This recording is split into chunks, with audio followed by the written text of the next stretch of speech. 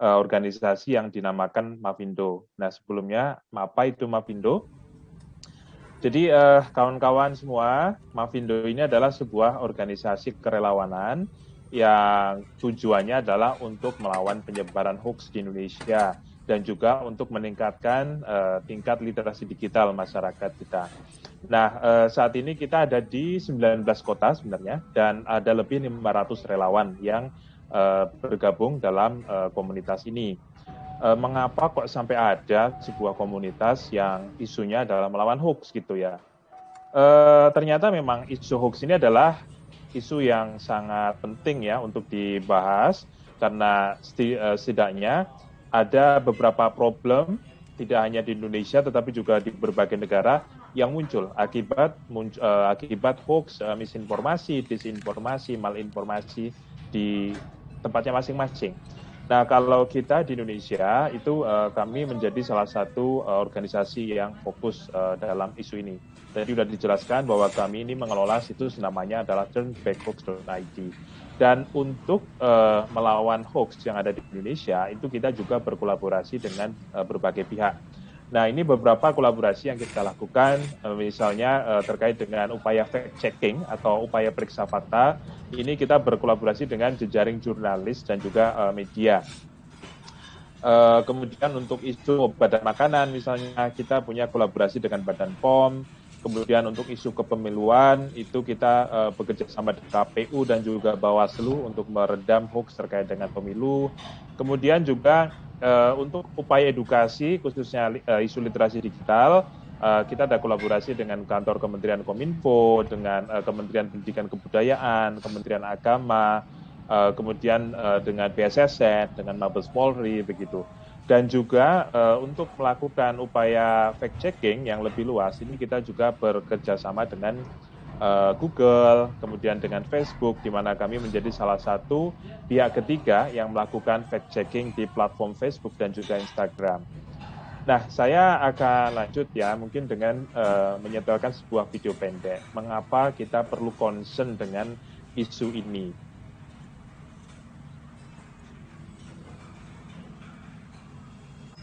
Maaf, saya kayaknya tadi videonya udah saya...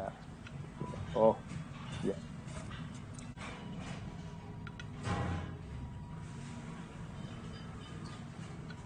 Jadi soundnya belum saya share.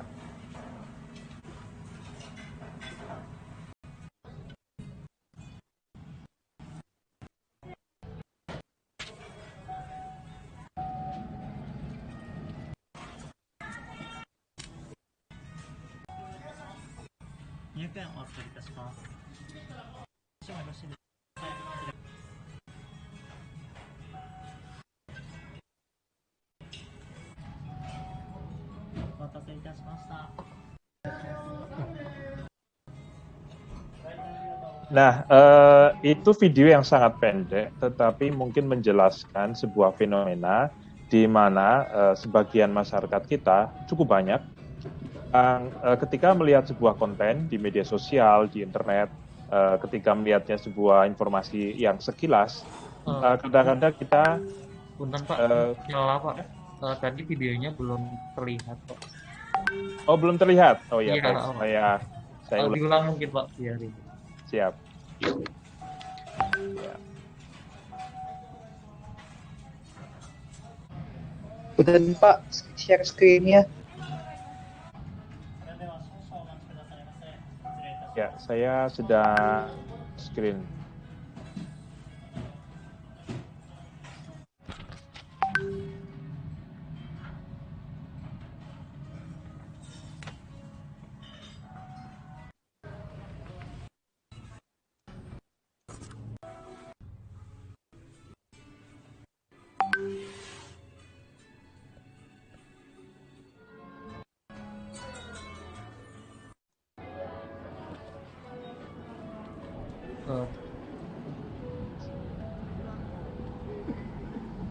Belum terlihat share screen-nya Pak. Oh, belum terlihat ya? Belum Pak. Bentar. Belum. Apa masalahnya ya?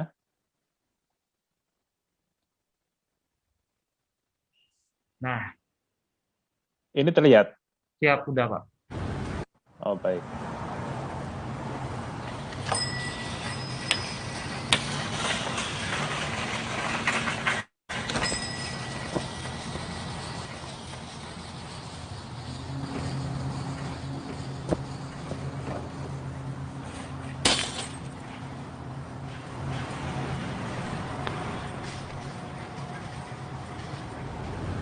Sekilas terlihat. Yakin itu benar? Ya, jadi saya setelkan video pendek ini untuk menjelaskan sebuah fenomena yang saat ini masih menghantui kita semua, yaitu adalah ketika belum semua masyarakat yang menggunakan media sosial itu bisa memahami informasi dengan baik ketika mendapatkan sebuah konten di media sosial, di aplikasi percakapan, sehingga kadang-kadang kita menilai sebuah informasi hanya dari sekilas tanpa mengetahui lebih dalam kebenarannya, dan kadang-kadang kita terjebak ya dalam menyimpulkan sebuah informasi. Saya akan lanjut dengan sebuah video lagi. Ini adalah video yang sempat dikaitkan dengan Iya, jangan sampai sakit juga. Seperti puluhan masalah santri vaksin. di Pamekasan, Jawa Timur ini mendadak sakit dan bahkan pingsan setelah mendapat vaksin di pekan yang Pingsan lalu. ya? Kenapa ya? Itu dia jadi bahan interogasi nih, Prab. Nah, belum dapat dipastikan apa penyebab sakit massal ini dan juga hubungannya dengan vaksinasi yang dilakukan. Polisi telah menyita beberapa sampel vaksin untuk diperiksa lebih lanjut. Diduga akibat keracunan vaksin di santri Pondok Pesantren Kecamatan Kadur, Pamekasan, Jawa Timur mengalami sakit massal dan pingsan. Sakit massal yang semula hanya terjadi di Pondok Pesantren Al-Farah meluas ke Pondok Pesantren Hidayatul Muqtadiin. Para santri tersebut langsung dilarikan ke Puskesmas Larangan dan Puskesmas Kadur. Kebanyakan yang sakit adalah santri putri. Mereka mengalami gejala demam tinggi, mual, dan muntah-muntah. Ya, ini adalah sebuah video yang kemudian dinarasikan puluhan santri pingsan sesudah mendapatkan vaksin COVID-19 ya. Nah, saya ingin sambil bertanya kepada kawan-kawan yang ada di Studium General ini, silakan mungkin sambil berpendapat ya di kolom komentar, apakah video ini adalah fakta atau bukan, atau ada yang salah dari video ini.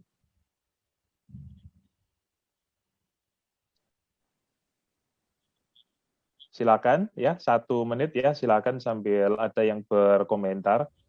Apakah betul video tentang puluhan santri yang pingsan seusai vaksin COVID-19 ini?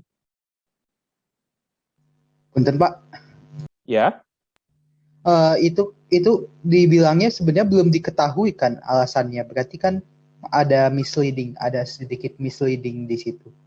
Harusnya diduga. baik ya. Terima kasih. Ada yang ingin berpendapat yang lain?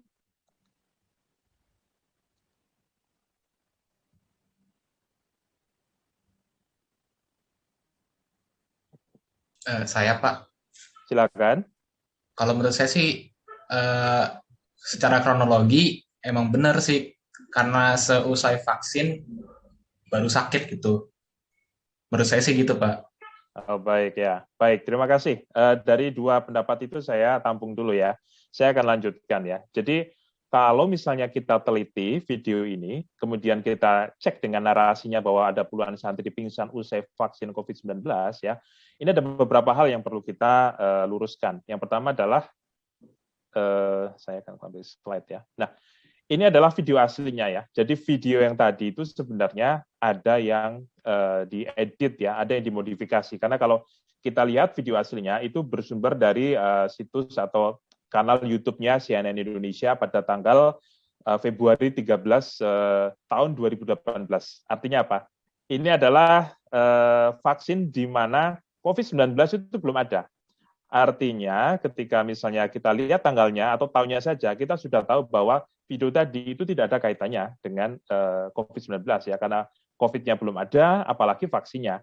Jadi kalau kita masuk ke dalam situsnya, kemudian di kanal YouTube-nya kita setel, itu sebenarnya akan ketahuan bahwa yang sedang dibicarakan itu adalah vaksin difteri. Jadi waktu itu kejadiannya adalah ketika ada pesantren yang melaksanakan vaksinasi difteri secara massal, dan sesudah itu memang ada beberapa yang sampai mual-mual dan ada pingsan. Tetapi semuanya sudah sehat kembali begitu ya beberapa saat kemudian. Tetapi video yang tadi itu sempat beredar dan juga kemudian disebarkan dalam hitungan beberapa jam atau dalam hitungan 1 hari, itu bisa sangat viral dan membuat masyarakat ketakutan untuk mengikuti vaksinasi COVID-19. Karena konteksnya video itu keluar itu sekitar bulan Januari 2021. Nah, saya akan lanjut ya ke hal yang berikutnya. Ini mohon untuk juga untuk kawan-kawan nanti ikut berpartisipasi untuk menilai ya dari konten ini.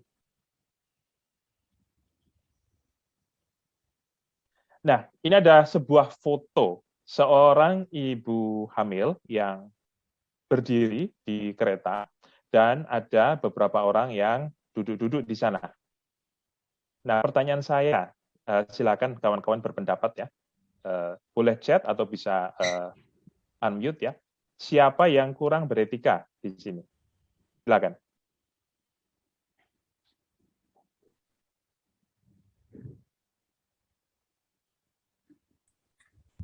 Izin menjawab, Pak. Silakan. Mungkin masalahnya bukan di siapa yang kurang beretika, karena beberapa orang gitu, saya menilai bahwa ada loh beberapa orang, baik orang-orang tua, ibu hamil, atau anak kecil, yang bahkan kalau dikasih tempat duduk kayak di gambar tersebut, itu nggak mau gitu, merasa bahwa dia, oh saya masih kuat kok, emang kenapa kamu ngeremehin saya kayak gitu, kurang lebihnya kayak gitu. Ya, terima kasih. Terima kasih pendapatnya. Silakan, mungkin ada yang punya pendapat lain.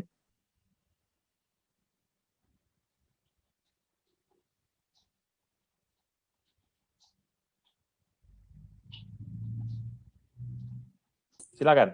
Satu lagi pendapat. Yang memfoto, Pak.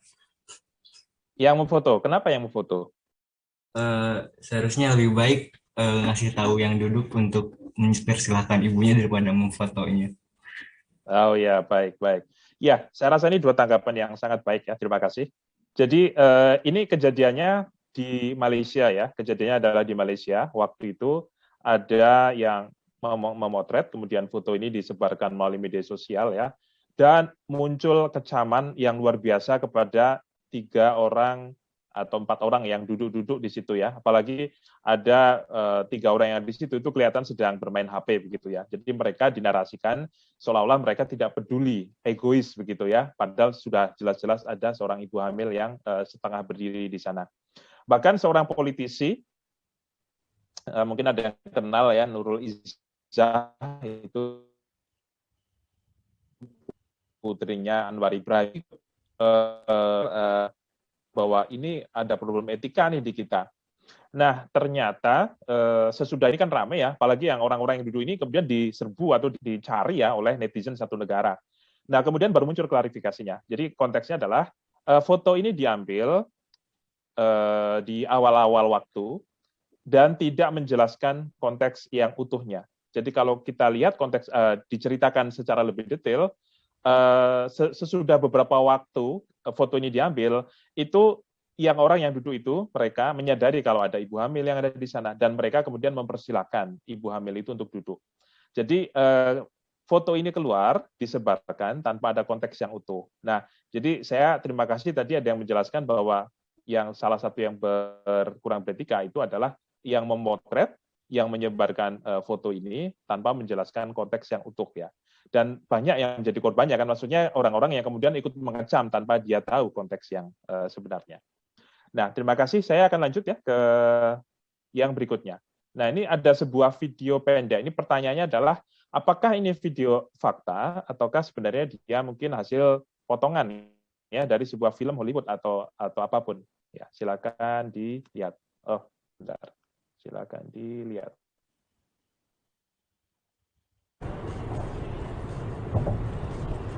Oh. 天哪！天哪！天哪！好可怕哦！天哪！坠机耶！天哪！我的天哪！阿伯，啊！天哪！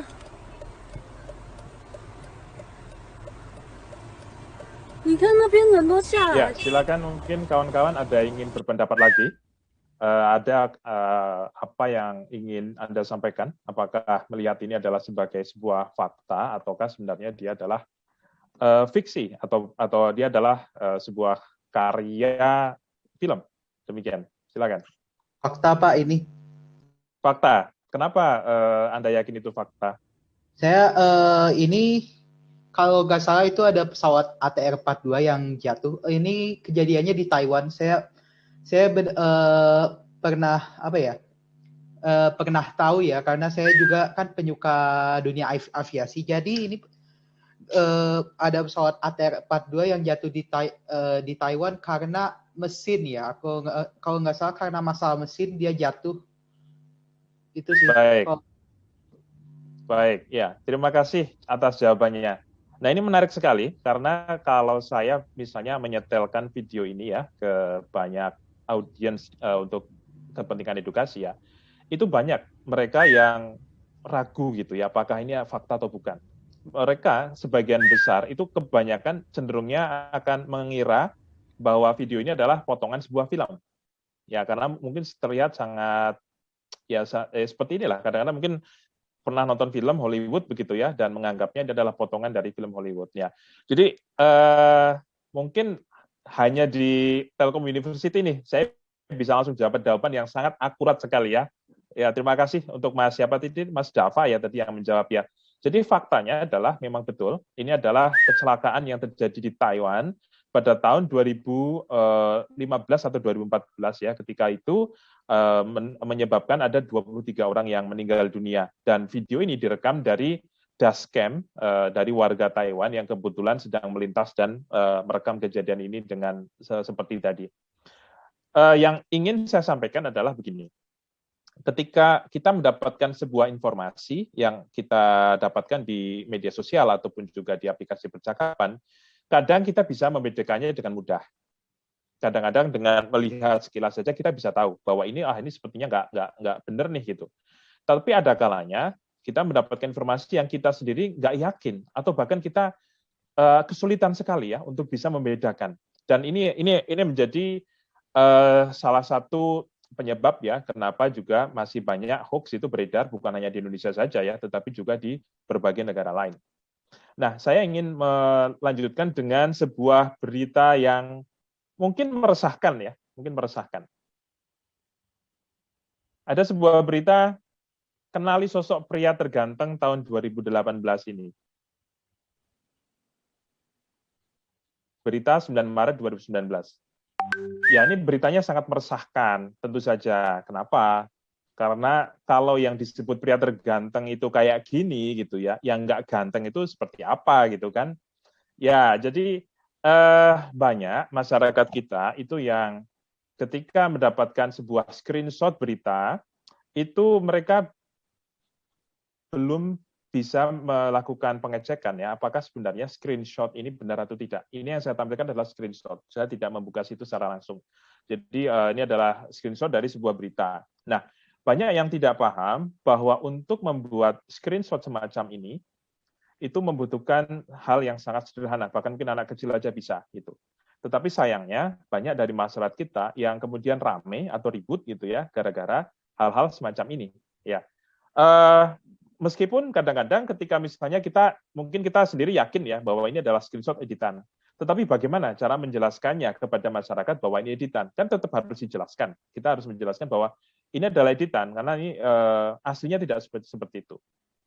Nah, yang sering kita sampaikan ya kepada masyarakat itu adalah ketika mendapatkan sebuah informasi yang kemudian kita cari di mesin pencari, search engine, dan ia tidak muncul dari situs-situs yang kredibel, situs-situs yang dari media yang terverifikasi, maka kita patut curiga. Ya, belum tentu salah ya, tetapi kita patut untuk curiga.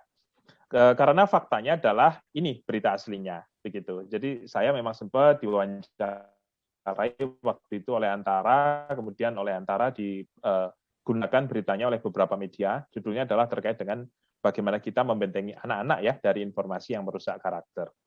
Nah, teknik untuk membuat editan ini kan sangat sederhana sekali ya. Kalau mungkin kawan-kawan Telkom University pasti ngerti semua lah ya. Tetapi mungkin banyak kawan-kawan kita yang mereka tidak terlalu familiar ya dengan menggunakan tools sederhana yang ada di browser kita.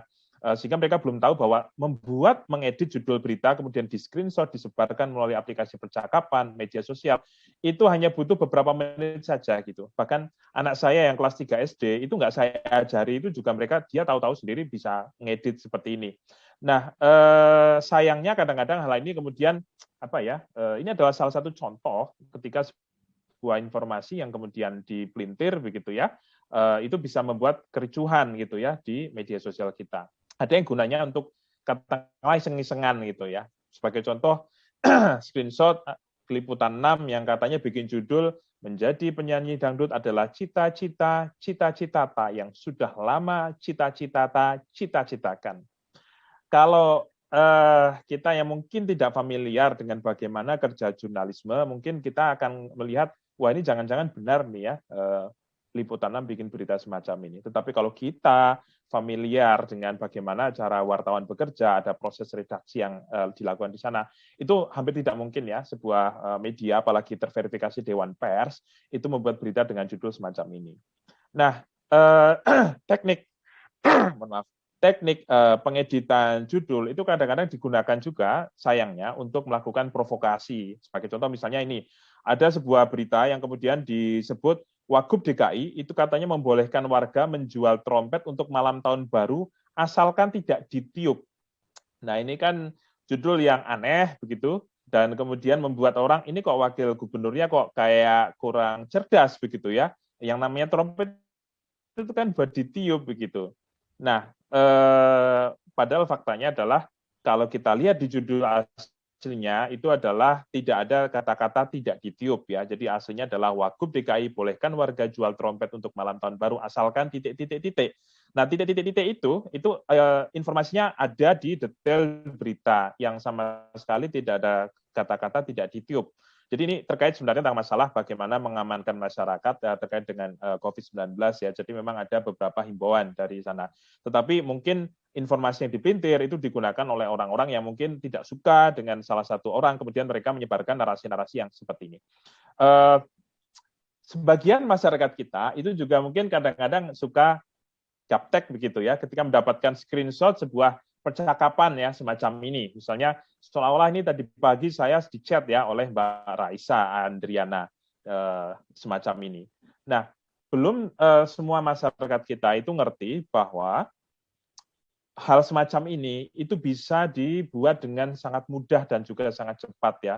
Ada banyak aplikasi sebenarnya, mungkin kawan-kawan di sini sudah banyak tahu, mungkin suka ngisengin ya teman-teman yang lain. Salah satunya mungkin menggunakan aplikasi WhatsApp ataupun yang lain. Nah, selanjutnya adalah kita saat ini masuk di sebuah era yang disebut dengan ketika deepfake itu mulai merak. Apa itu deepfake? In this reel, you're going to see my amigo Chris Umi. He's going to introduce to you the wonderful world of deepfakes, how AI and VFX are unlocking the future of our imagination.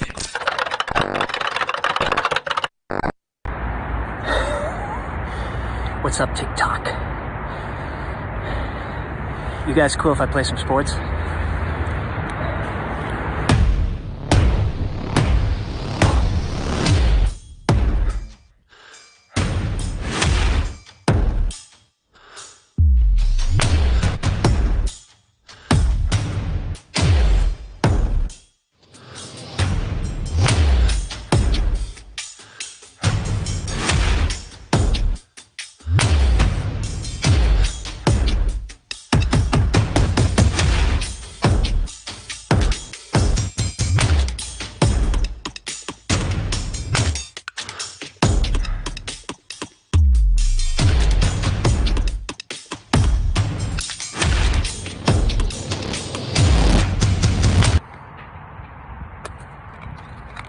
I think there's bubblegum inside this. That's incredible. How come nobody ever told me there's bubblegum? Incredible. Oh yeah.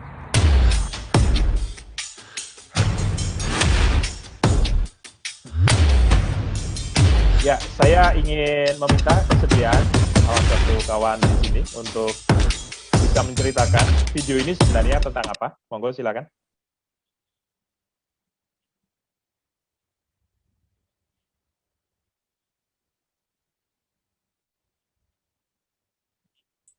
izin menjawab, Pak. Ya, silakan Mas Roy. Dari apa yang saya lihat, jadi video ini itu sebenarnya bukan video asli dari orang yang bersangkutan. Jadi video ini itu adalah sebuah teknologi yang dimana kita bisa dalam video, jika direkam gitu, kita bisa menyerupai seseorang yang kita inginkan, kurang lebih seperti itu. Atau biasa Baik. kita mengenal dengan CGI seperti itu. Baik, ya. Terima kasih. Ya, penjelasannya sangat baik sekali. Jadi, ini adalah sebuah teknologi berbasis artificial intelligence, di mana ketika seseorang yang tidak pernah berbicara, tidak pernah muncul di video, tetapi seolah-olah kemudian, iya, ada videonya. Seperti tadi, ini dalam video ini sebenarnya sama sekali tidak ada Tom Cruise-nya ya. Tom Cruise-nya itu adalah hasil dari rekayasa yang saat ini populer disebut dengan deepfake gitu ya, mengkombinasikan antara teknologi yang saat ini semakin maju dengan superkomputer sehingga bisa mengenerate ya seolah-olah orang itu melakukan sesuatu atau orang itu berbicara sesuatu. Nah, ini sudah mulai marak, apalagi teknologi deepfake ini semakin maju ya, orang bisa menirukan suara, bahkan juga menirukan mimik wajah dengan sangat-sangat akurat dan semakin akurat sampai saat ini. Dan itu tentu menjadi hal yang di satu sisi mungkin menarik ya, di sisi yang lain itu juga mengkhawatirkan bagi mereka yang tidak paham bahwa teknologi ini ada. Bayangkan kalau seandainya tiba-tiba ada sebuah pidato begitu, misalnya dari seorang presiden, katakanlah Presiden Jokowi mengatakan bahwa AABC begitu, padahal sama sekali beliau tidak pernah mengatakan itu. Nah, saat ini hal semacam itu sudah bisa dilakukan oleh pihak-pihak yang baik itu untuk kepentingan apapun begitu. Nah, inilah yang menjadi problematika berbagai macam informasi, disinformasi ataupun malinformasi atau orang Indonesia kita akrab menyebutnya hoax. Ini yang membanjiri atau yang mencemaskan ya, karena Indonesia ini adalah salah satu negara dengan penetrasi internet yang cukup tinggi ya. Kita lebih dari 73% saat ini sudah menggunakan internet dengan pengguna aktif media sosial itu 170 juta. Ini jumlah yang sangat signifikan. Bahkan di antara negara-negara besar di dunia itu kita juga sangat signifikan. Tetapi setidaknya dalam catatan kami di Mavindo, hoax itu masih cukup banyak beredar, masih banyak masyarakat yang menjadi korban manipulasi atas informasi yang keliru. Sebagai contoh di tahun 2020 kami mencatat ada 2.298 hoax. Terkait dengan kesehatan itu paling dominan, ada 37% karena mungkin kita ada di situasi pandemi COVID-19, isu-isu politik, kemudian juga isu agama itu juga masih beredar, terkait juga dengan isu masalah kriminalitas dan juga kebencanaan. Kami mencatat bahwa hoax yang beredar di masyarakat itu dominasinya ada berupa teks atau narasi, kemudian diikuti dengan kombinasi antara teks dan juga foto, video dengan teks, dan ada juga yang bentuknya hanya foto ataupun juga video. Dan mereka itu banyak beredar, paling banyak kalau di Indonesia, itu ada di platform Facebook, kemudian ada di platform WhatsApp, Twitter, dan YouTube, TikTok juga ada. Nah, selanjutnya adalah apa yang terjadi kalau hoax itu kita biarkan saja. Nah, saya akan menceritakan kejadian di negara lain. Sebagai contoh, ini di Inggris. Inggris ini kan negara maju ya kalau pandangan kita. Jadi di Inggris itu, di April 2020 itu ada berita, ada puluhan tower 5G yang dibakar di Inggris. Yaitu mereka yang percaya bahwa tower 5G itu adalah penyebaran COVID-19. Bahkan mereka yang bekerja di operator seluler di Inggris ya, misalnya di Vodafone, itu mereka diintimidasi oleh masyarakat yang percaya bahwa teknologi 5G itu adalah penyebab COVID-19. Jadi untungnya di Indonesia ini nggak terjadi ya, untungnya nggak terjadi.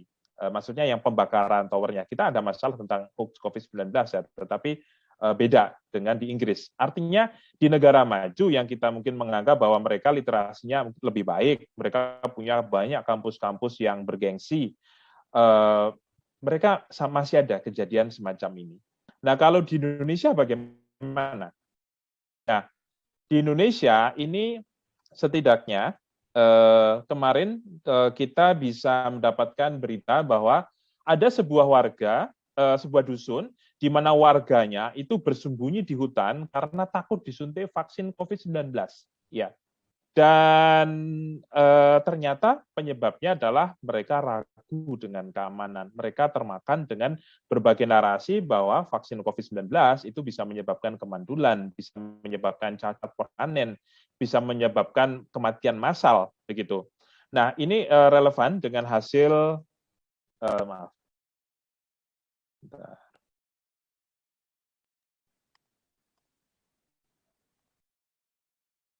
Ya, dengan hasil survei ya dari SMRC yang menyebutkan bahwa hanya 49% masyarakat Indonesia yang menerima atau bersedia disuntik vaksin COVID-19.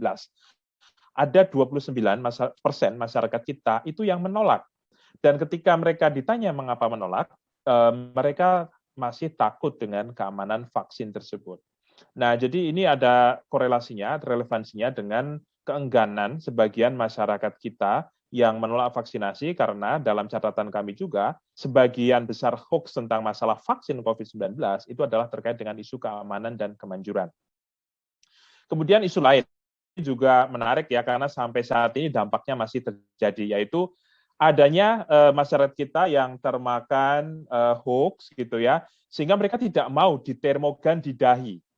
Mereka bilang, ngapain ditermogan di dahi, nanti saya bisa kanker otak gitu. Ini adalah berita di tahun 2020 bulan Agustus ya, sudah langsung dideklar bahwa itu adalah informasi yang salah sebenarnya. Media-media dari pemerintah itu sudah menyampaikan bahwa informasi salah. Termogan itu tidak menyebabkan kanker otak. Tetapi sampai hari ini, bahkan kemarin saya masuk ke sebuah gedung, itu masih ditermogan di lengan. Ya. Kalau misalnya termogan itu memang bisa ya didesain, memang ada kan termogan yang bisa dia mengambil suhu dari dahi juga di lengan. Tetapi problemnya adalah ketika termogan itu hanya sebenarnya bisa akurat untuk mengukur di dahi saja, tetapi kita gunakan di tangan, maka otomatis ya nggak ada gunanya dong melakukan screening ya, menggunakan termometer itu. Artinya akan banyak mengganggu. Demikian juga ketika misalnya ada masyarakat ya termakan dengan teori konspirasi bahwa rumah sakit dan dokter itu adalah mereka yang mengambil keuntungan atau membisniskan dari COVID-19. Sehingga mereka tidak percaya dengan COVID-19. Di beberapa kota itu terjadi penarikan jenazah paksa dari rumah sakit yang pasien itu sudah dinyatakan positif COVID-19, tetapi masyarakatnya menolak, kemudian masyarakatnya mengintimidasi dokter tenaga kesehatan dan sampai melakukan perusakan terhadap rumah sakit. Ini kejadian ini masih berlangsung setidaknya sampai 2 bulan yang terakhir, itu saya masih mendengar kejadian penarikan jenazah paksa semacam ini.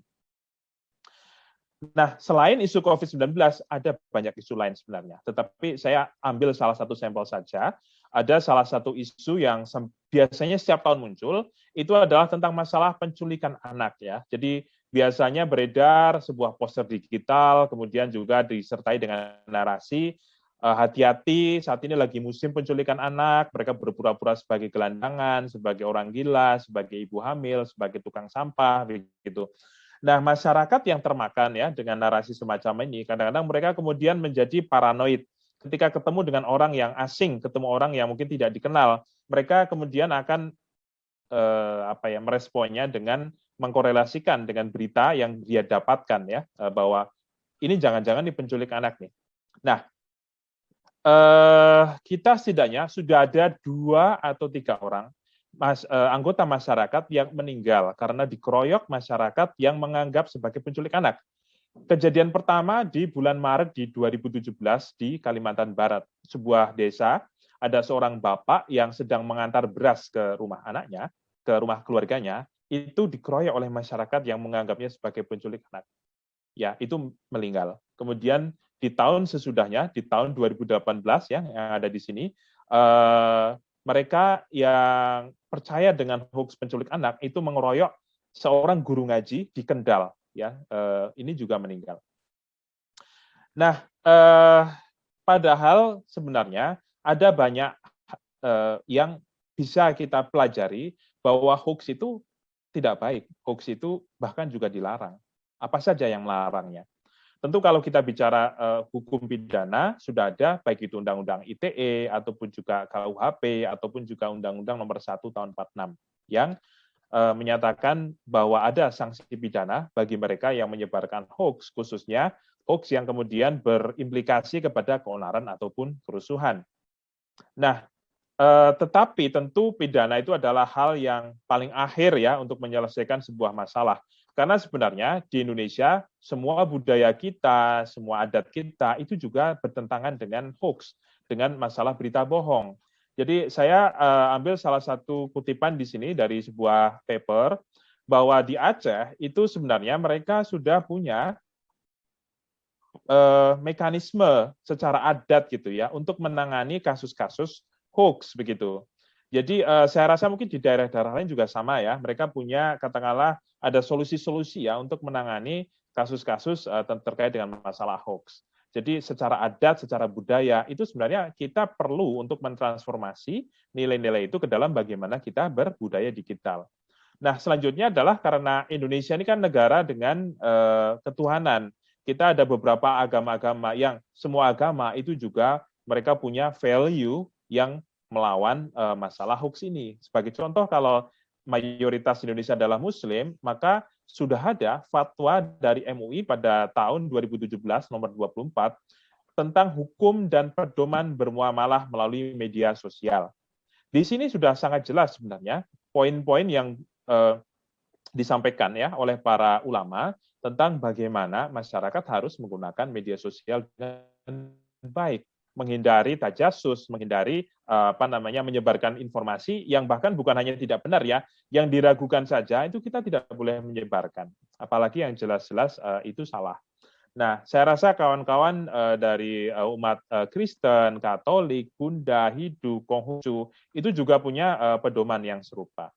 Nah, selanjutnya ini mungkin sesi segmen yang terakhir itu adalah tentang bagaimana kita bisa bijak bermedia sosial. Jadi bagaimana supaya kita tidak menjadi korban hoax, dan juga bisa mengajak lingkungan sekitar kita supaya mereka juga lebih cerdas dalam bermedia sosial. Saya akan setelkan video ini. Selain itu, amati juga ciri-ciri hoax yang biasanya too good to be true atau too bad to be true. Misalnya, dapat SMS jadi pemenang undian berhadiah 100 juta. Padahal nggak merasa ikutan lomba. Ini too good to be true. Terlalu indah untuk jadi kenyataan. Atau dapat pesan tahun depan, tanggal bulan jam sekian bakal ada gempa megatrust. Wih, serem kan? Emang iya gempa bisa diramalin segitunya? Ini too bad to be true. Terlalu buruk untuk jadi kenyataan. Jangan dipercaya. Ciri yang lain adalah bahasanya sensasional dan provokatif. Info kayak gini nih contohnya. Padahal kalau dibaca sampai selesai, ternyata ada tulisan jika tidak dimasak terlebih dahulu. Dari dulu juga sebaiknya air dimasak dulu supaya aman. Jadi jangan buru-buru menyimpulkan gara-gara bahasanya yang sensasional dan provokatif. Menggiring opini. Kalau bahasanya sudah provokatif, biasanya menggiring opini sehingga kita cenderung gampang percaya tanpa mengecek sumber lain atau pendapat yang lain. Opini pihak lain itu penting loh. Ciri terakhir yang biasa kita temui adalah info dengan judul dan isi yang tidak nyambung dan mengandung kalimat sugestif untuk memviralkan. Mesti curiga deh kalau udah nemu yang beginian. Jangan asal sebarkan. Dan mulai sekarang, saring dulu yuk informasinya untuk mencegah tersebarnya hoax. Ya, jadi kawan-kawan semua, ketika kita butuh informasi terkait bencana misalnya, maka kita perlu untuk mengajak kawan-kawan kita, anggota keluarga kita, orang tua kita, cek dulu dari sumber yang memiliki otoritas atau kredibilitas. Jadi tidak kemudian percaya begitu saja dengan sumber-sumber misalnya yang mencoba untuk melakukan prediksi ya terhadap gempa misalnya. Jadi pastikan supaya kita semua familiar bahwa ada loh sumber informasi yang kredibel yang bisa kita andalkan ketika ada gempa misalnya atau ada ancaman tsunami begitu. Misalnya kalau di sini saya mencontohkan adalah BMKG. Kemudian, bagaimana kalau kita mendapatkan sebuah informasi dan kita ragu, kemana kita bisa mencari tahu, kemana kita bisa bertanya. Nah, yang pertama ini kawan-kawan nanti bisa mencatat nomor ini. Ini adalah nomor chatbot WhatsApp yang dikelola oleh kami di Mavindo bekerja sama dengan pihak WhatsApp. 0859 2160 0500. Ya, nanti bisa disimpan dulu nomornya. Kemudian nanti bisa dicoba karena di sana nanti kawan-kawan nanti bisa bertanya tentang beberapa isu ya, misalnya tentang apa betul rebusan bawang putih itu bisa mencegah atau bisa menyembuhkan COVID-19 begitu.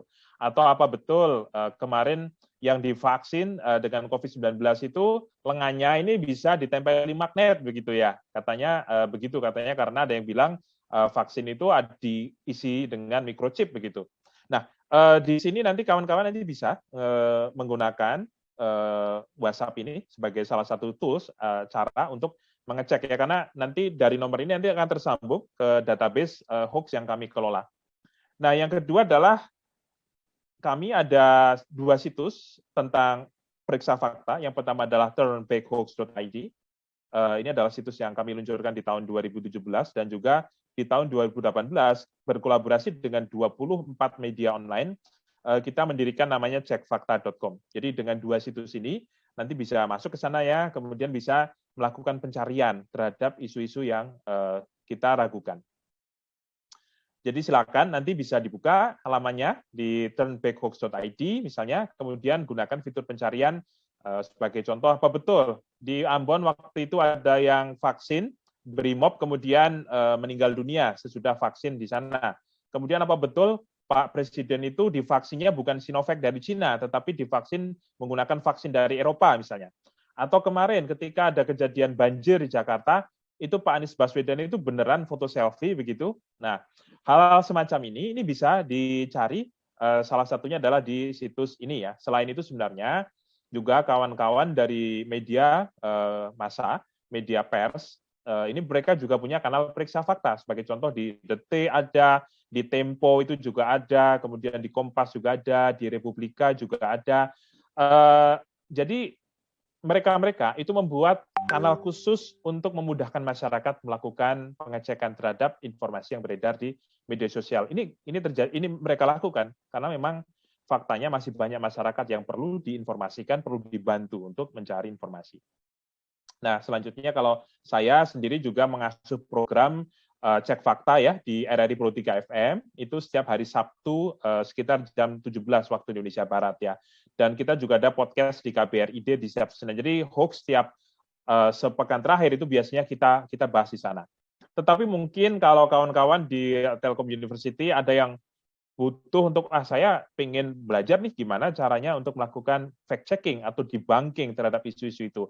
Nah, kita sendiri juga punya materi atau kurikulum ya tentang masalah tools ataupun verifikasi untuk melawan berita bohong. Jadi kami waktu itu menyusun kurikulum bersama dengan Google News Initiative, dengan Aliansi Jurnalis Independen, kita sudah melatih mungkin lebih dari 6.000 wartawan di seluruh Indonesia, misalnya menggunakan tools untuk ngecek foto, verifikasi foto, menggunakan reverse search image, kemudian menggunakan tools untuk ngecek lokasi ya, menggunakan Google Street View, kemudian menggunakan berbagai tools untuk ngecek waktu ya, kemudian juga video, misalnya ada video saat ini yang mungkin kadang-kadang dipotong, bagaimana kita bisa memastikannya. Nah, ini ada beberapa materi-materi yang lebih teknis begitu, yang mungkin bisa dipelajari ya oleh kawan-kawan. Saya rasa mungkin teman-teman di sini di Telkom University levelnya bisa sampai ke sana. Maksudnya bisa sampai untuk meneliti lebih lanjut, tidak hanya mengambil klarifikasi saja ya, tetapi bisa ikut aktif melakukan fact checking atau debunking.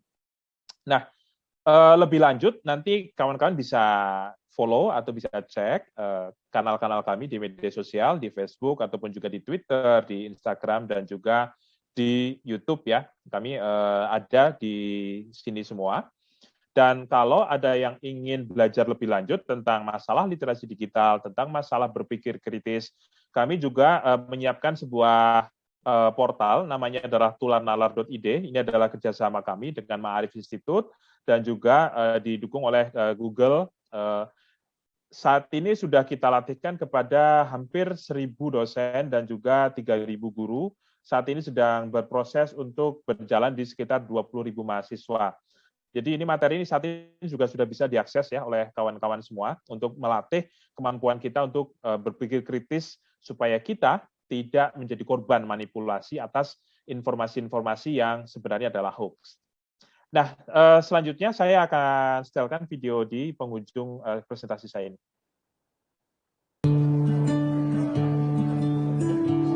Persahabatan buatku adalah tentang kepercayaan dan saling menjaga.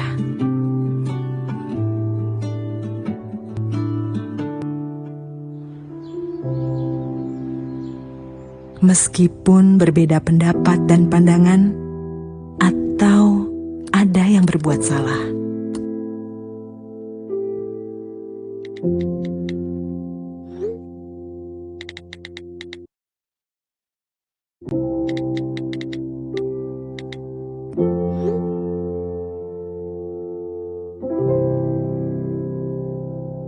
Sahabat sejati tak akan menyerah. Saling mengingatkan untuk berbuat yang benar. Gunakan logika saat menerima berita, cek kebenarannya sebelum berbagi. Ya, baik. Jadi itu presentasi saya. Ada beberapa mungkin yang belum saya sempat ceritakan. Nanti bisa kita diskusikan di sesi tanya jawab. Ya, mungkin ada yang pengen tahu apa sih akar masalah, kenapa orang masih belum bijak bermedia sosial, mengapa orang masih mudah gitu ya termakan hoax begitu, atau mungkin pertanyaan yang lain. Jadi saya kembalikan kepada moderator, kita mungkin bisa lanjutkan ya ke sesi diskusi dan tanya jawab. Terima kasih. Baik, terima kasih Pak Zep ya. Tadi sudah direvisi Pak Zep mungkin. Baik, adik-adik mahasiswa, jika ada pertanyaan silahkan ya dengan cara mengaktifkan raise-nya, kemudian menyalakan kameranya dan mulai bertanya setelah dipersilahkan.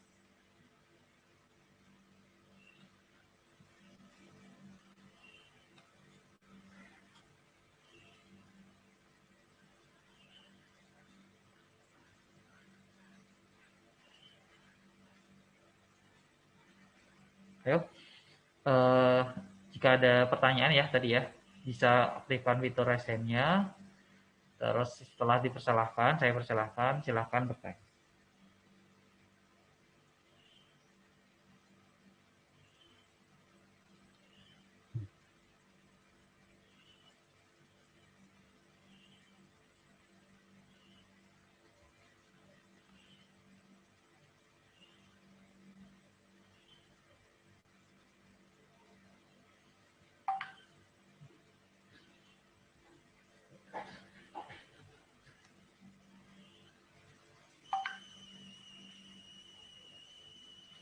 Baik, punten ada pertanyaan mungkin karena biasanya ada masalah ya dari webcamnya.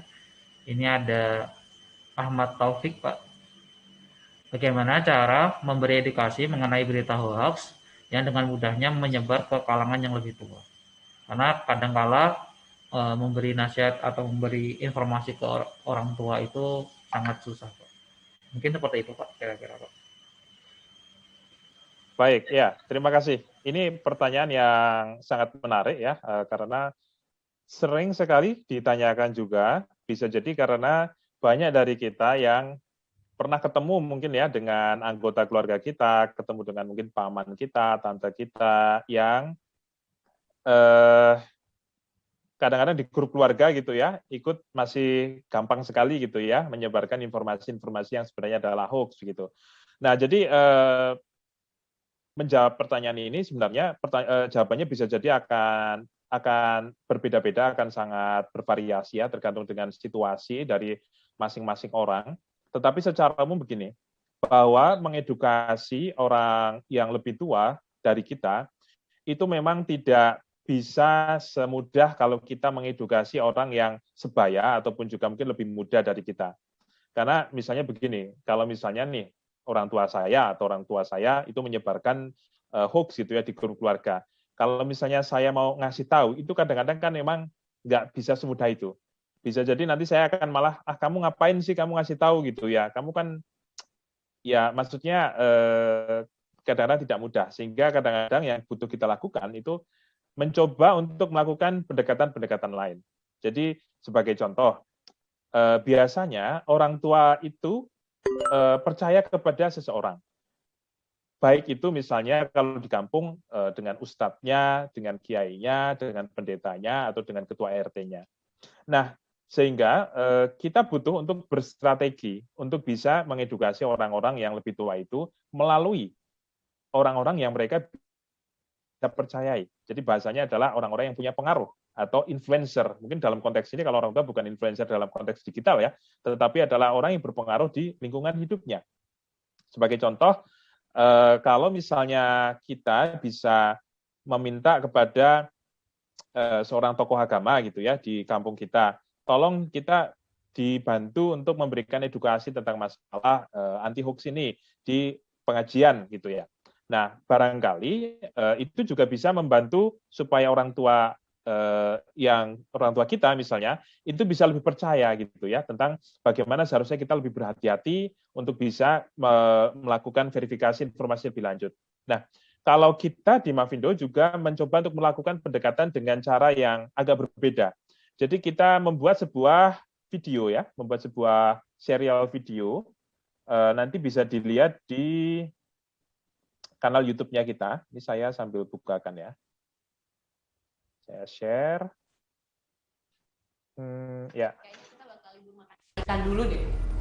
Ternyata lele itu bisa menyebabkan kanker. Seriusan lah? Masa lele bikin kanker sih? Beneran, Kak. Tidak hanya dunia digital, dunia nyata juga itu tersusun. Demo di pabrik makanan kaleng Mapati kemarin, Papa kira udah selesai. Ini pasti ulah si hoax itu mah. Selama mereka masih butuh uang, disuruh ngapain aja juga pasti mau. Doni, Vina, coba deh kalian lihat nih. Masa Dr. Broto dituduh menyuntikkan vaksin yang bisa menyebabkan menopause dini pada anak SD? Jadi ngerasa ada yang aneh deh. Kenapa cuma Dr. Broto terus yang ditonjolkan? Iya aneh, padahal juga baru aja kemarin videonya Mama sama Dr. Broto viral. Kalau gitu gimana kalau kita bantu cari kebenarannya?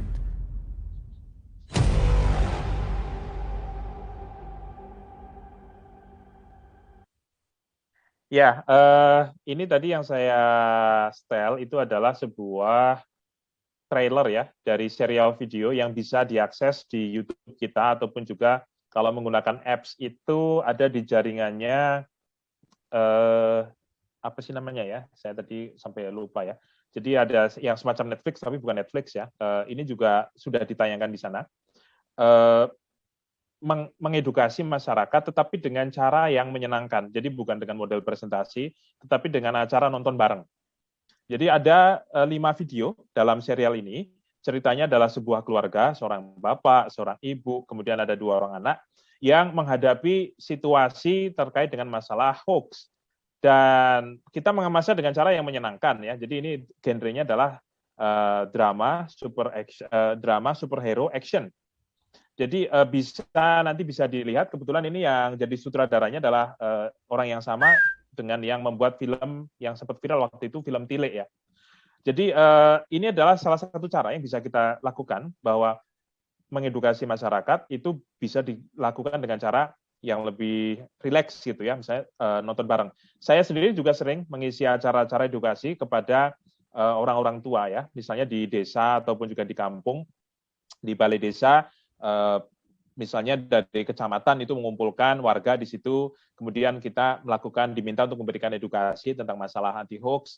Nah, kita sampaikan edukasi ini dengan cara-cara yang seperti ini. Jadi kalau misalnya cara-caranya presentasi menjelaskan secara apa ya, mungkin kadang-kadang mereka akan susah menerimanya, tetapi dengan cara-cara semacam ini, kok sepertinya mereka lebih senang dan lebih mudah dan bisa lebih nangkep begitu. Jadi mungkin beberapa cara itu, pertama dengan menggunakan pendekatan tokoh, kemudian juga kalau kita mungkin bisa berargumen, mungkin kita bisa, kalau saya sih dengan orang tua, saya bisa sekarang jadi referensi ya, paman saya, kemudian tante saya, orang tua saya, itu kalau ketemu dengan informasi di grup WA, mereka akan langsung nanya ke saya. Nah, jadi mungkin teman-teman juga bisa menjadi agen-agen untuk meluruskan informasi ya. Jadi supaya ketika misalnya ada yang bingung, teman-teman di sini, kawan-kawan dari Telkom University, itu bisa mencarikan dari berbagai sumber informasi tadi. Itu, kemudian ada lagi ya? Baik Pak, ini tadi Mas Agus Ahmad, apakah ada follow-up pertanyaan? Oke, sepertinya tidak ada. Baik. Sudah ada yang raise hand. Mas Julian Kevin, silahkan Mas. Ya, silahkan nyalakan kameranya dan mulai bertanya ya. Ya, baik, terima kasih Pak. Perkenalkan, nama saya Julian Kevin dari jurusan Teknik Telekomunikasi. Izin bertanya Pak, seperti yang sudah Bapak sampaikan tadi bahwa kemajuan teknologi juga bisa menjadi pemicu untuk munculnya berbagai macam hoax-hoax yang baru gitu Pak.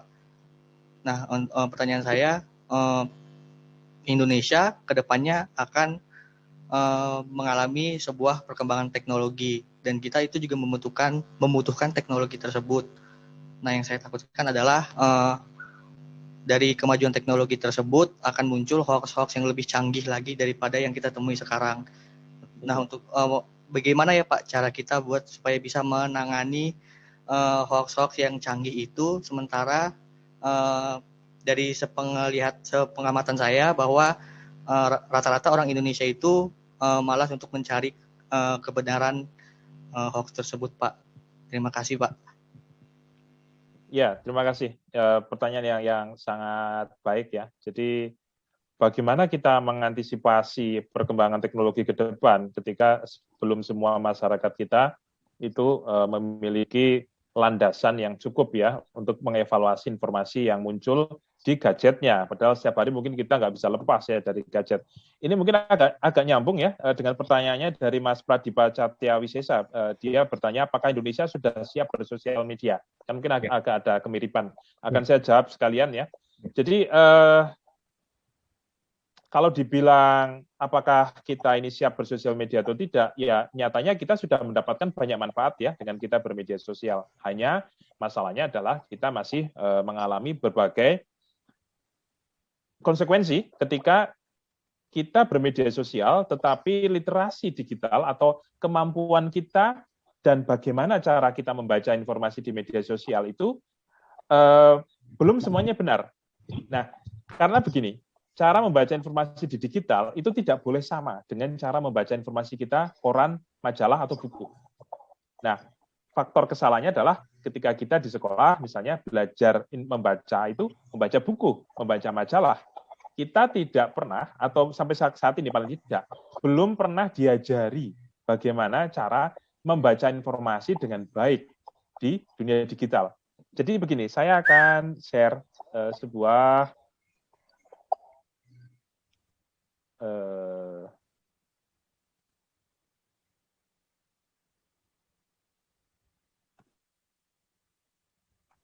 kurikulum ya yang ada di sebuah kampus di Amerika dari Stanford.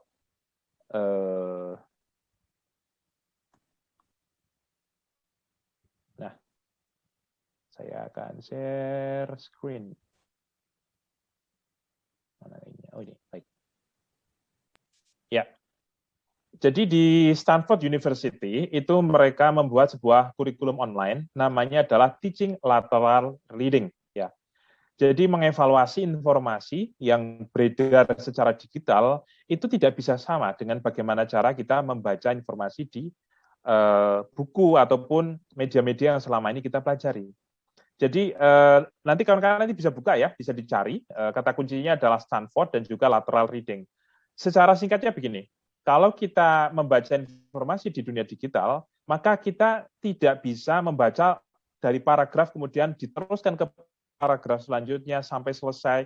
Itu relatif tidak bisa, kecuali kalau dia berasal dari sumber-sumber yang kredibel, otoritatif ya, misalnya situs kampus atau misalnya situs media terverifikasi, mungkin itu bisa. Tetapi dalam banyak kasus ketika informasi itu muncul di media sosial, muncul di aplikasi percakapan, kadang-kadang juga di situs media, itu kita harus melakukan cross-check ya dengan beberapa sumber.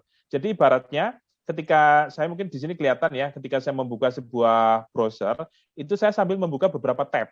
Ya. Ketika saya membaca sebuah topik tertentu, maka saya akan melakukan cross-check dulu, apakah di paragraf ini sudah benar atau belum informasinya.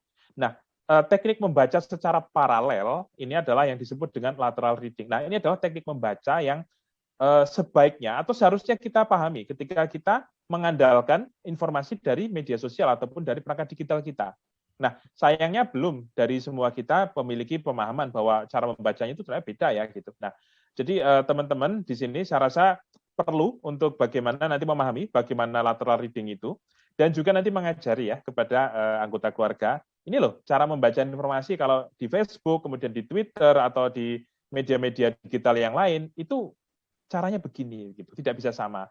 Nah, sampai masyarakat kita memiliki pemahaman yang baik ya tentang bagaimana cara membaca digital dengan cara seperti ini, ya kita masih akan ketemu dengan beberapa risiko-risiko ketika masyarakat kemudian termakan ya dengan clickbait, dengan kemudian informasi yang bombastis begitu.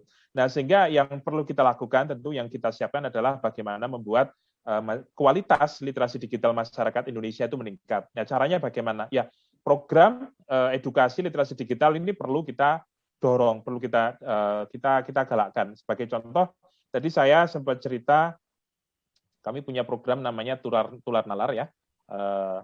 Ini moga-moga ini kelihatan ya situsnya tularnalar.id. Jadi ini adalah sebuah kurikulum yang bisa digunakan untuk mengedukasi pelajar, mahasiswa, dan juga masyarakat umum terkait dengan topik berpikir kritis dan juga verifikasi informasi ya. Jadi misalnya tentang isu kesehatan, nanti bisa di-setel videonya, ada juga lesson plan-nya, itu nanti bisa digunakan.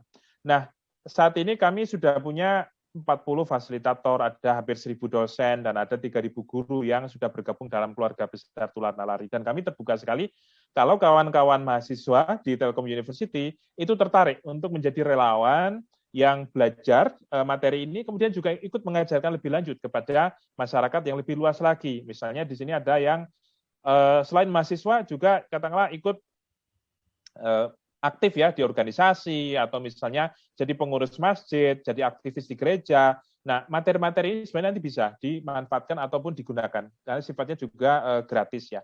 Kemudian yang perlu kita lakukan lagi karena begini, hoax ini juga di satu sisi memang isunya tentang literasi digital ya, tetapi isu yang lain sebenarnya adalah terkait dengan masalah trust yang semakin menipis di antara kita. Trust atau tingkat kepercayaan antara masyarakat dengan pemerintah. Trust antara masyarakat dengan media pers. Trust antara masyarakat dengan masyarakat. Saat ini kita dengan mudahnya diadu domba dengan isu-isu berbasis agama, dengan berbasis rasial, etnis ya. Itu kadang-kadang yang membuat kita juga gampang ya termakan atau terprovokasi dengan hoax itu. Jadi salah satu hal yang bisa kita lakukan adalah literasi digital itu perlu kita tingkatkan, tetapi juga kerukunan itu juga perlu kita dorong. Jangan sampai kita menganggap bahwa sudah ada WhatsApp, sudah ada Facebook gitu ya, kita nggak perlu lagi ketemu-ketemu gitu ya. Pertemuan ya tentu kita bicara di luar konteks COVID-19 ya. COVID-19 cuma kita membuat kita nggak bisa bertemu. Tetapi prinsip yang namanya silaturahmi, saling mengenal di antara kita itu penting sekali supaya apa? Kita tidak semakin terjerembab dalam yang disebut dengan echo chamber. Fenomena echo chamber ketika kita hidup di dalam sebuah kelompok yang kita kemudian akan gampang curiga ke kelompok lain yang berbeda dengan kita. Baik itu terkait dengan afiliasi politik, terkait dengan masalah agama, terkait dengan hal-hal yang lain. Jadi literasi digital itu, kemudian masalah kerukunan, kemudian yang terakhir adalah, nah kalau kita misalnya ketemu dengan mereka yang sangat-sangat nakal gitu ya, yang mereka adalah penjahat, mereka menyebarkan hoax karena untuk kepentingan ekonomi misalnya, ya mereka harus dilakukan penegakan hukum gitu. Mungkin moga-moga bisa menjawab ya, tapi kalau ada yang belum jelas silakan jangan segan-segan untuk menanyakan ulang. Silakan. Baik. Terima kasih Pak. Mungkin kita lanjutkan ya Pak ya. Ada satu pertanyaan lagi dari Nita. Ini mengenai SMS hoax. Kenapa SMS hoax ini masih ada? Datanya mereka dari mana dan kenapa masih ada yang percaya dengan SMS hoax? Mungkin seperti itu, Pak. Ya, ini pertanyaan juga menarik karena faktanya dalam catatan kami hampir setiap bulan itu selalu ada SMS hoax undian berhadiah itu muncul ya. Bisa 2 kali bahkan bisa 3 kali dalam sebulan dalam catatan kami. Artinya apa? Kalau fenomena ini muncul, korbannya juga masih ada. Masih ada orang-orang yang percaya dengan SMS ataupun juga pesan WhatsApp ya. Saat ini yang kami catat itu paling banyak itu SMS dan juga WhatsApp tentang masalah undian berhadiah.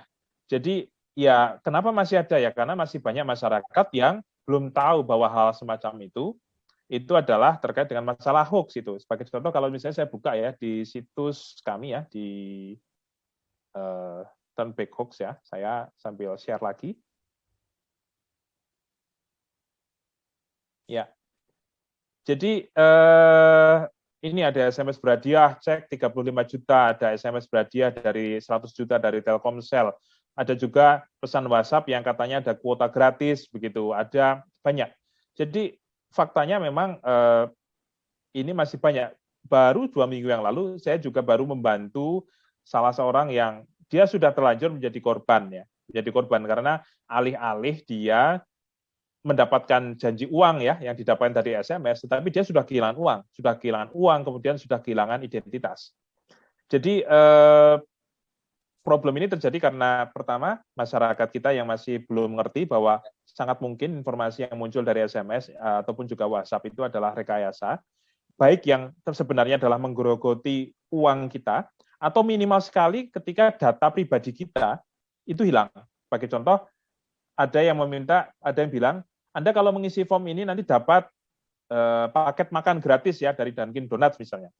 Nah, ketika dia mengisi ada namanya, kemudian ada nomor induk NIK-nya, kemudian bahkan ada yang meminta foto dari KTP begitu ya. Itu kan sebenarnya sangat mengerikan sekali ya, karena data pribadi kita kemudian bisa disalahgunakan kemana-mana. Nah, ini juga sekaligus mungkin menanggapi pertanyaan selanjutnya adalah dari mana mereka memperoleh nomor HP target korban? Apakah datanya bocor? Mengapa mereka bisa dengan mudah ganti nomor HP, padahal sekarang untuk registrasi itu caranya bertahap dengan membutuhkan syarat NIK dan seterusnya. Ya, ini pertanyaan yang sangat tajam ya, saya rasa. Jadi, dari mana nomor HP masyarakat itu beredar? Ya, ini sumbernya memang dari mana-mana. Kita sendiri, sebagian dari kita setidaknya, itu juga berkontribusi dalam menyebarkan nomor kita sendiri. Sebagai contoh, misalnya kita memasukkan nomor telepon kita ketika beli pulsa. Ya, kemudian ketika kita mengikuti acara, mereka nanya nomor kita tanpa kita tahu apakah si penyelenggara acara ataukah tadi si penjual pulsa itu mereka berkomitmen untuk menjaga data nomor HP kita. Kadang-kadang kita tidak pernah bertanya itu. Kadang-kadang kita dengan gampang saja memberikan datanya. Nah, dari situlah kemudian banyak nomor HP kita yang beredar ya, dan kemudian ditambah ketika misalnya ada insiden-insiden, ketika sebuah marketplace yang menyimpan ada jutaan data masyarakat ya, seperti kemarin ada di Tokopedia, kemudian kemarin ada yang terakhir yang sempat rame, data yang diindikasikan berasal dari BPJS Kesehatan itu sampai 270 juta data ya, yang juga sempat beredar. Dan kalau misalnya kawan-kawan ngecek ya di situs-situs underground, itu banyak diperjualkan data-data itu. Jadi ada yang dijual dengan katakanlah nominal berapa puluh ribu, ada ratusan ribu, ada jutaan untuk sekian puluh ribu data begitu. Jadi sebenarnya sampai saat ini dengan belum adanya undang-undang perlindungan data pribadi, sampai saat ini masih diproses ya, belum disahkan juga, padahal sebenarnya dari kita, dari semua masyarakat sipil itu sudah mendorong supaya undang-undang ini segera disahkan. Yang namanya pemerintah, kemudian juga lembaga-lembaga swasta yang menyimpan data kita, belum ada konsekuensi yang jelas gitu ya ketika mereka gagal untuk melindungi data kita. Jadi ada banyak cara ketika kemudian nomor kita disalahgunakan ya oleh pihak lain, kemudian akhirnya dengan kemampuan social engineering ya, ketika misalnya data yang BPJS kemarin itu kan datanya lengkap itu, ada nama, ada tanggal lahir, ada nomor telepon, bahkan sebagian juga ada email, begitu, ada yang lain-lain, dikombinasikan dengan beberapa data yang lain, itu kan kemudian ya sebagian dari kita bisa menjadi target ya dari kriminal-kriminal semacam itu. Nah, kemudian mengapa penipu bisa mudah ganti nomor HP, padahal untuk registrasi itu membutuhkan syarat NIK? Ya, jawabannya adalah ya mau nggak mau, Indonesia ini masih begini, plus 62 itu situasinya masih begini, masih ada banyak cara untuk mengakali gitu. Jadi kalaupun misalnya ada yang melalui beli nomor HP itu melalui jalur yang tepat itu harus menggunakan NIK yang benar begitu. Tapi faktanya oknum itu masih ada. Dan disitulah bisa jadi para kriminal-kriminal itu mencari segala cara untuk bisa mendapatkan nomor tanpa harus mereka memberikan data NIK-nya. Jadi mereka akan menggunakan NIK orang lain, begitu. Jadi mungkin moga-moga itu bisa menjawab. Kalau belum puas bisa ditanyakan ulang. Kemudian ada tambahan, kenapa fenomena itu masih banyak yang percaya, padahal campaign sudah lumayan besar-besaran ditekankan bahwa fenomena SMS undian itu adalah hoax gitu. Ya, dalam kasus ini mungkin bisa jadi orang tahu, tetapi bisa jadi karena orang tidak tahan dengan godaan. Ya, dianggapnya itu bisa jadi benar. Bisa jadi misalnya begini, saya dijanjikan uang 10 juta, tetapi saya syaratnya adalah saya transfer dulu 500.000 misalnya. Nah, mungkin masih ada sebagian orang kita yang, saya nggak apa-apa kehilangan 500.000 gitu. Tapi kan saya nanti kemungkinan dapat 10 juta. Mereka melupakan fakta bahwa 10 juta itu hampir tidak mungkin ada. Dalam kasus ini hampir tidak mungkin ada. Jadi kampanye ini saya rasa meskipun sudah cukup banyak ya disampaikan, tapi belum sampai mengubah perilaku. Baru sampai menyampaikan bahwa hati-hati loh, bahwa ini ada SMS yang SMS hadiah seperti itu biasanya adalah penipuan. Tetapi belum sampai betul-betul misalnya menceritakan kejadian misalnya korban ya yang katakanlah mau bercerita, karena biasanya begini, korban yang ketipu itu biasanya malu ya untuk cerita. Jadi kita sendiri kadang-kadang susah untuk menceritakan siapa sih contoh nyatanya siapa yang ketipu, itu kadang-kadang kita juga nggak gampang, karena ketika ketemu dengan korban itu mereka bilang, waduh saya nggak mau nih cerita saya nanti disebarkan gitu ya. Saya nggak mau kalau orang tahu bahwa saya ketipu, kan kelihatan saya bodoh sekali gitu. Nah, tanpa adanya kisah-kisah nyata, itu kadang-kadang orang masih nggak percaya gitu ya, bahwa itu sebenarnya adalah hoax itu. Jadi ya kita butuhlah pendekatan-pendekatan lain ya untuk menegaskan ya bahwa hal semacam itu adalah tidak mungkin begitu. Jadi moga-moga bisa menjawab ya Mbak Nita.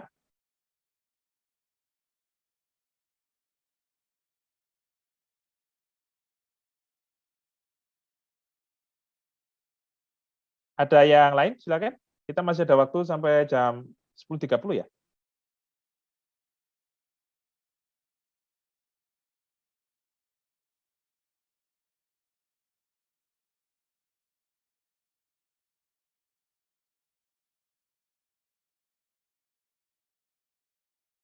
Ya, silakan Mas Pradipa. Oh, tadi sudah nanya ya. Maaf, belum ada yang bertanya lagi ya.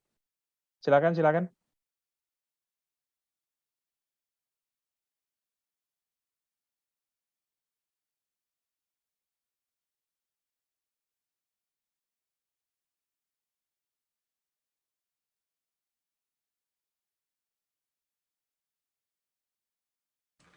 Oh, ayo silakan kalau misalkan masih ada sekitar 10 menit lagi untuk bertanya. Kalau tidak, ini Pak, tadi kan Bapak sempat sosialisasi ya Pak ya mengenai tular nalar. Mungkin ada adik mahasiswa kita yang ingin berpartisipasi di sana. Mungkin sebentar Pak. Pak. Oh ya, sebentar Mas ya. Mas ada Pak.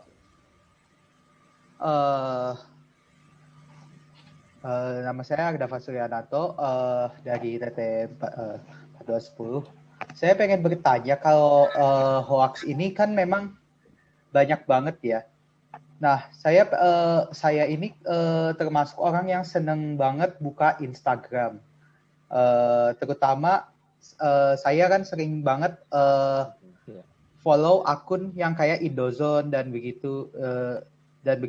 Biasanya mereka juga suka ini berita. Kalau itu biasanya apakah akun-akun di Instagram itu sudah rata-rata hoax semua atau memang ada yang benar juga?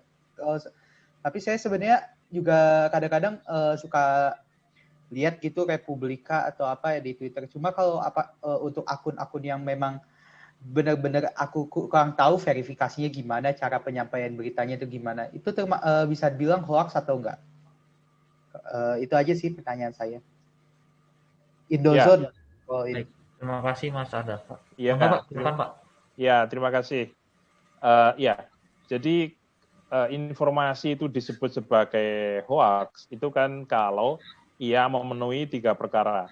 Jadi yang pertama adalah ketika informasinya itu bertentangan dengan fakta, ya, dan dia bukan opini. Jadi kalau misalnya dia sifatnya adalah ketidaksukaan atau kesukaan ya terhadap seseorang, terhadap sebuah entitas, itu adalah sifatnya kalau yang namanya pendapat ya, itu kan boleh-boleh saja, dia tidak bisa dikategorikan hoax. Tapi kalau kita bicara hoax, maka misalnya ketika faktanya adalah A, tetapi kemudian dia dibilang B, begitu. Nah, ini faktanya kan salah. Kemudian yang kedua adalah ketika ya ada unsur kesengajaan. Jadi ada unsur kesengajaan untuk mengelabui ya. Ada kesengajaan untuk menutupi informasi yang sebenarnya.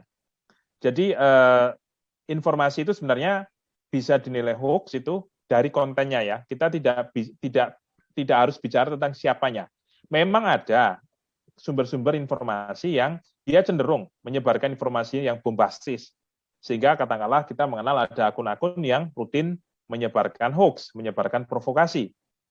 Tetapi informasi yang salah itu juga bisa muncul dari mana saja. Bisa dari pemerintah, bisa dari katakanlah media juga kadang-kadang menyebarkan informasi yang keliru juga.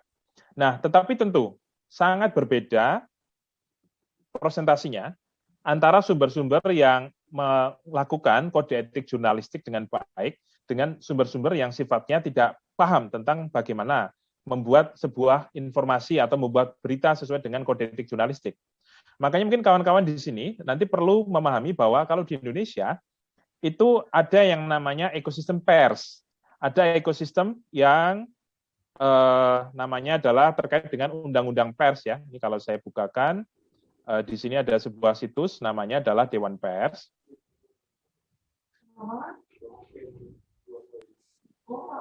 Media-media di Indonesia yang sudah terverifikasi ada penanggung jawabnya dan mereka melakukan kode etik jurnalistik, itu mereka umumnya itu terdaftar dan terdata di sini, terdata di perusahaan pers yang ada di Dewan Pers ya. Karena ini adalah amanat undang-undang.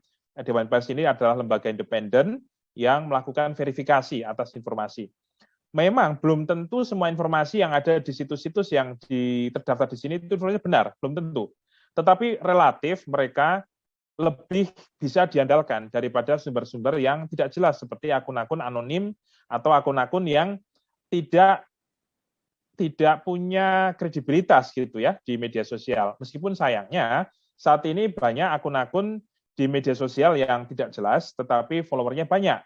Sebagai contoh kalau di Instagram tadi itu ada seperti namanya akun telur ya. Saya coba cari ya. Nah, ini ada akun yang dulu itu followernya bisa sampai puluhan ribu atau bahkan mungkin ratusan ribu ya. Nah ini sampai 600.000 ya. Nah kalau kita lihat di sini, dia banyak sekali menyebarkan informasi-informasi yang salah ya. Sebagai contoh misalnya ini tadi, ada yang menyebarkan video kalau habis divaksin itu maka uang logam itu bisa menempel di lengan. Atau ada banyak yang lain. Ini kemarin dia banyak mengungkap isu yang lain ya. Tetapi kalau dalam isu COVID-19 itu akun ini termasuk yang paling banyak menyebarkan misinformasi terkait dengan masalah vaksin. Kemudian dia juga banyak mengangkat teori konspirasi begitu. Jadi jumlah follower yang banyak itu ya tidak menjamin bahwa konten yang dibagikan itu berkualitas begitu. Jadi teman-teman di sini nanti perlu untuk bisa melakukan verifikasi lebih lanjut. Ada juga akun yang uniknya dia sampai centang biru ya, itu malah lambe turah, followernya mungkin sudah jutaan. Tetapi kadang-kadang informasi yang disampaikannya itu juga belum tentu benar. Nah, sehingga pertama kita sendiri harus punya kemampuan melakukan verifikasi informasi. Yang kedua adalah kita perlu mengenal siapa sumber informasi yang lebih layak untuk kita dengarkan. Tetapi dengan cara itu tadi, dengan cara lateral tadi, satu sumber saja kadang tidak cukup. Kita butuh melakukan perbandingan. Ketika misalnya ada informasi terkait dengan suatu berita, maka kita perlu cek berita A, sumber berita A bilangnya apa? Sumber berita B bilangnya apa? Sumber berita C bilangnya apa? Kita coba komparasi. kita buka pikiran kita, open mind, kemudian kita evaluasi. Kalau ternyata kita butuh melakukan verifikasi lebih lanjut, ngecek fotonya, ngecek videonya, nah teman-teman nanti bisa belajar cara tekniknya. Sehingga apa? Yang pertama adalah saya mengajak kawan-kawan di sini untuk tidak terburu-buru meyakini sebuah informasi yang beredar dari sumber-sumber yang tidak jelas kredibilitasnya. Bahkan dari media-media yang terverifikasi saja, itu kadang-kadang saya sampaikan, jangan percaya dulu, tunggu dulu, tahan dulu. 2 jam, 3 jam, bahkan sehari, biasanya kadang-kadang nanti akan muncul update beritanya. Nah, kadang-kadang problem kita adalah ketika kita tidak sabar ya, ketika kita ketemu dengan sebuah informasi, kita pengen segera share gitu ya. Nah, itu yang ya masih menjadi penyakit sebagian besar, atau sebagian lah, paling tidak sebagian masyarakat kita. Moga-moga bisa menjawab ya dari Mas Dava. Sudah, Pak. Oke, mungkin karena ini sudah jam 10.30, mungkin pertanyaan dari Mas Ardava merupakan pertanyaan yang terakhir. Bisa saya simpulkan bahwa di era sekarang ini, di mana informasi itu sangat banyak, hoax itu merajalela. Untuk itu, kita sebagai insan akademisi harus bisa, tadi ya yang disebutkan oleh Pak Zep ya, bahwa kita harus memiliki kemampuan untuk membaca secara lateral. Dan juga kita bisa aktif mensosialisasikan terutama ke keluarga dekat kita bahwa sesuatu yang hoax adalah hoax dan yang tidak adalah yang sesuai dengan fakta. Mungkin saya tutup aja acara ini dengan alhamdulillah. Sebelum kita akhiri, silahkan bagi adik-adik yang sudah yang bisa menyalakan kamera, silahkan menyalakan kamera, kita akan ada sesi foto bersama.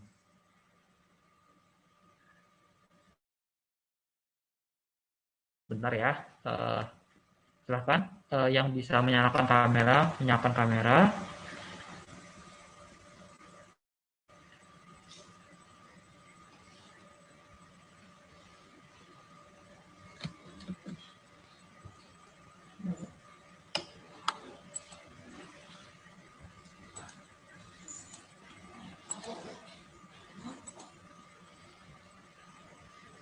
Oke, mungkin saya ambil sampel aja ya, paling 3 ya. Untuk slide yang pertama, kita mulai 1, 2, 3, cheese.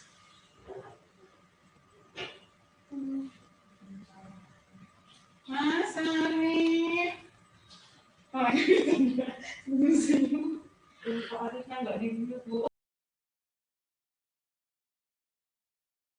Untuk yang kedua, 1, 2, 3, cheese.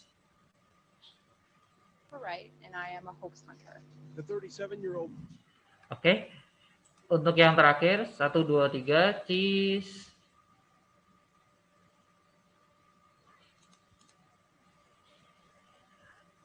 Baik.